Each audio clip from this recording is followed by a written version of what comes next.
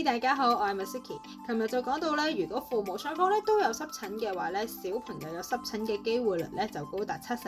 咁但係咧都要睇翻啊，其實父母嗰個濕疹程度咧係屬於係輕度啦、中度啦，定係非常之嚴重嘅。如果咧你係屬於比較上輕度同中度嘅話咧，嗰個創傷咧就冇咁大。咁如果父母雙方都好嚴重濕疹嘅話咧，就要喺懷孕之前咧已經係做定一啲嘅 test 啦，去改善佢自己嘅飲食習慣啦，同埋生活習慣咧，協助佢哋嗰個敏感程度降低，令到咧佢哋可以喺懷孕嘅過程裏邊咧，BB 咧獲得濕疹嘅機會率咧，嗰個風險咧亦都會下降嘅喎。咁就真係好視乎翻咧你自己係屬於輕度啦、中度啦，定係嚴重情況濕疹嘅父母啦。另一方面咧，如果雙方父母咧都有濕疹嘅話咧，你哋都可以放心去計劃生小朋友，因為有研究數據顯示，遺傳性濕疹嘅小朋友通常會喺6個月至到1歲嘅時候咧就出現濕疹嘅症狀，但係去到佢哋咧4至5歲嘅時候咧，佢哋都有40至50% 嘅機會咧已經係復原啦。去到7歲嘅時間咧，佢哋已經係會越嚟越少濕疹嘅情況。